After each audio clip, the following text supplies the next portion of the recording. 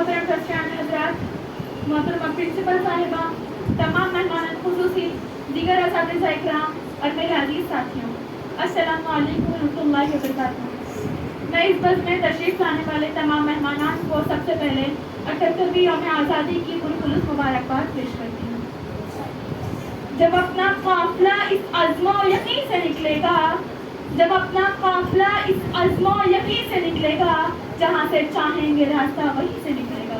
وطن کی ریت مجھے ایڑیاں رگڑنے دے، وطن کی ریت مجھے ایڑیاں رگڑنے دے، مجھے یقین ہے کہ چشمہ یہیں سے نکلے گا۔ جی ہاں دوستو، یہ وہی آزادی کا دن ہے جس کو حاصل کرنے کے لیے ہمارے آبا و اجداد نے بہت سی مشکلات اور مسائل کا سامنا کیا تھا۔ یہ وہی آزادی کا دن ہے جس کو پانے کے لیے تنہا 150 سال مسلمانوں نے اپنی قربانیاں پیش کی تھیں۔ یہ وہی آزادی کا دن ہے جس کو حاصل کرنے کے لیے مہاتما گاندھی نے خود کو بھوک سے دوچار کیا تھا۔ یہ وہی آزادی کا دن ہے جس کو حاصل کرنے کے لیے اشفاق اللہ خان نے پھانسی کے پھندے کو چوم لیا تھا۔ سامعین، یہ وہی آزادی کا دن ہے جس کو حاصل کرنے کے لیے سردار بھگت سنگھ کو جب پھانسی کے پھندے پہ چڑھایا گیا تو سردار بھگت سنگھ نے اپنی زبان سے یہ الفاظ کہے تھے: اب بھی جس کا خون نہ کھولا وہ خون نہیں پانی ہے، اب بھی جس کا خون نہ کھولا وہ خون نہیں پانی ہے، جو دیش کے کام نہ آئے وہ بیکار جوانی ہے۔ جناب صدر، ہندوستان کی تاریخ بول رہی ہے کہ اس ملک کو آزاد کرانے میں بہت سے لوگوں نے اہم کردار ادا کیا ہے۔ اگر ہم بہادر شاہ ظفر کی بات کریں، جنہیں 1857 کے ہنگامے میں رنگون کی کالی کوٹھی کے پیچھے ڈھکیلا گیا تھا، تو انگریزوں نے کہا تھا: دمدمے میں دم نہیں خیر مانگو جان کی، دمدمے میں دم نہیں خیر مانگو جان کی، اے ظفر ٹھنڈی ہوئی شمشیر ہندوستان کی۔ تو ظفر نے جو الفاظ اور جو جواب ان انگریزوں کو دیا وہ یہ تھا: غازیوں میں بو رہے گی جب تلک ایمان کی، غازیوں میں بو رہے گی جب تلک ایمان کی، تخت لندن تک چلے گی تیغ ہندوستان کی۔ جناب صدر، ہندوستان کو آزاد کرانے میں صرف بزرگوں کا رول نہیں ہے، بلکہ بچوں سے لے کر بڑوں تک ہر ایک ہستی نے عظیم کردار ادا کیا ہے۔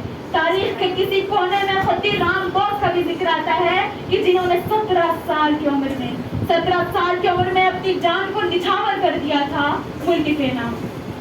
سامعین، آج آپ سبھی کو ہر طرف سے آزادی کی مبارکباد پیش کی جا رہی ہے اور محب وطن ہونے کا ثبوت دیا جا رہا ہے، لیکن حقیقت میں اصل دیش بھکتی تو وہ ہے جو کسان تپتی ہوئی دھوپ کے نیچے پورے ملک کے لیے اناج پیدا کرتا ہے۔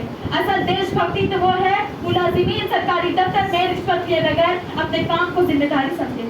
اصل دیش بھکتی تو وہ ہے ملک میں رہنے والا تمام ہندو، مسلمان، سکھ، عیسائی مل کر ملک کے گوشے گوشے میں حب الوطنی کے جذبے کو پروان چڑھائیں۔ جناب صدر، میں ایک بات کہنا چاہتی ہوں کہ یہ ہماری خوش قسمتی ہے کہ ملک ہندوستان میں ہندو بھی پیدا ہوا، مسلمان بھی پیدا ہوا، سکھ بھی پیدا ہوا اور عیسائی بھی پیدا ہوا، لیکن ہماری یہ بدقسمتی ہے کہ یہاں پر انسانیت پیدا نہ ہوئی۔ جی ہاں دوستو، کہنے کو تو ہم آزاد ہیں، مگر حقیقت کی آنکھ سے دیکھا جائے تو انگریز یہاں سے چاہتے چاہتے اپنا مقصد حاصل کر گئے۔ آج کی تصور کی آنکھ سے اگر 15 اگست 1947 کا منظر دیکھیں تو یقین مانیے روح تھرا جاتی ہے، دل کانپ اٹھتا ہے، آنکھوں سے آنسو روا ہو جاتے ہیں۔ یہی بات ان حالات اور آج کل کے نسلوں کو دیکھ کر ہوتا ہے۔ دل میں ایک تیس سی اٹھتی ہے یہ سوچ کر کہ ہمارے آبا و اجداد نے اتنی مشقتیں اٹھا کر، اتنی قربانیاں دے کر کیا یہ ملک اس لیے حاصل کیا تھا؟ کہیے، کیا یہ ملک اس لیے حاصل کیا گیا تھا؟ کہنے کو تو ہم آزاد ہیں، مگر آج بھی ہمارا جسم، روح مغربی سوچوں سے گھرا ہوا ہے۔